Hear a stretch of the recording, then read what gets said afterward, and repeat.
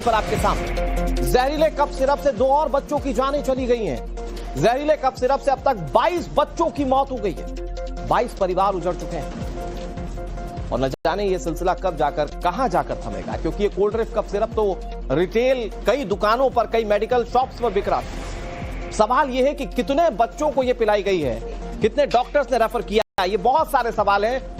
और फिलहाल की बड़ी खबर यह है कि 2 और बच्चों ने इस कोल्ड ड्रिंक कफ सिरप की वजह से अपनी जान गंवा दी। द सिरप कांड से जुड़ी एक और बिग ब्रेकिंग आपको बताने जा रहे हैं। मध्य प्रदेश के जहरीले कफ सिरप केस में एक बड़ा एक्शन लिया गया है। Cold drink cough syrup company के मालिक को दबोच लिया गया है। मध्य प्रदेश पुलिस ने रंगनाथन को चेन्नई से गिरफ्तार किया। इस पर 20,000 रुपए का इनाम घोषित था। श्रीसन फार्मा के मालिक रंगनाथन को कल रात गिरफ्तार किया गया।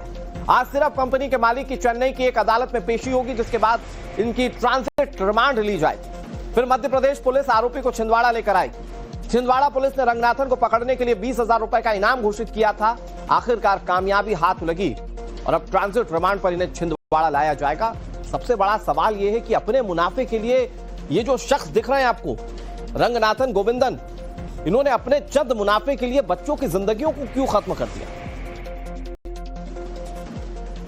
और मकरंद काले हमारे साथ इस पर ज्यादा जानकारी के साथ जुड़ गए। मकरंद, सबसे बड़ा सवाल यही था कि जिसने कोल्ड ड्रिंक कप सिरप बनाया और सर्कुलेट किया बाजारों में, वो कब गिरफ्तार होगा।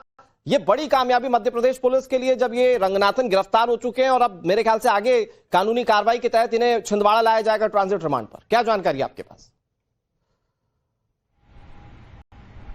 देखिए, रंगनाथन गिरफ्तार हो चुका है और रंगनाथन की गिरफ्तारी एक बड़ी कामयाबी है मध्य प्रदेश पुलिस के लिए, खासतौर पे तब जब बच्चों की मौत लगातार बढ़ती जा रही है और ऐसे मामले में जब संवेदनशीलता सरकार की ओर से दिखाई जा रही थी और उसी समय रंगनाथन को भी गिरफ्तार करने के लिए टीम यहां से रवाना हुई थी, छिंदवाड़ा से रवाना हुई थी। हालांकि सरकार की भी एक बड़ी लापरवाही है कि इस सैंपल को या बैच को टेस्ट क्यों नहीं किया गया और इसको लेकर के जो प्रवीण सोनी है और जो दूसरे अधिकारी हैं ड्रग्स विभाग के, उनको सस्पेंड भी किया गया है। अभी फिलहाल रंगनाथन की गिरफ्तारी हो गई है। रंगनाथन पर 20,000 रुपए का इनाम भी घोषित किया गया था। रंगनाथन की गिरफ्तारी के लिए एसआईटी की टीम चेन्नई में ही मौजूद थी।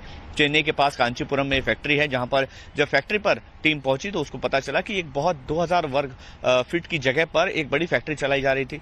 काफी सारे प्रोडक्ट, 39 के आसपास जो प्रोडक्ट थे वो बनाए जा रहे थे। साथ ही साथ कोल्ड ड्रिंक के जब सैंपल टेस्ट किए गए तब उसमें ऐसे मॉलिक्यूल्स पाए गए जो जहरीले थे और जिनकी मात्रा 48% थी, यानी कि इसके कंजम्पशन से बच्चे तो क्या, अगर बड़ा भी कोई कंज्यूम कर लेता तो शायद उसकी भी जान नहीं बच पाती। अब पुलिस के सामने सवाल यह है कि ये आखिर जहर बनाया कैसे, क्या किसी तरह की साजिश का नतीजा था इस तरह का कफ सिरप बनाना, या फिर गलती से इस तरह का मतलब अब गिरफ्त में आ चुके हैं कंपनी के मालिक और सारे सवालों के जवाब इनसे ढूंढे जाएंगे। लेकिन सबसे बड़ी बात यह है दर्शकों, 22 परिवार ने अपने बच्चों को खो दिया है। और ये कैसे हुआ? कफ सिरप पीने के बाद किडनी फेलियर हो गया था और उसके बाद बच्चों की जिंदगी खत्म होना शुरू हुई और अब तक आंकड़ा जो है वो 22 पहुंच चुका है। न जाने कहां जाकर ये आंकड़ा थमेगा।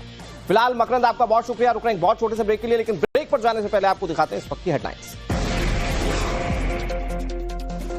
एसआईआर पर सुप्रीम कोर्ट में सुनवाई से पहले चुनाव आयोग का बड़ा ऐलान। हलफनामा दाखिल कर कहा, सिर्फ बिहार नहीं पूरे देश में करवाएंगे वोटर्स वेरिफिकेशन।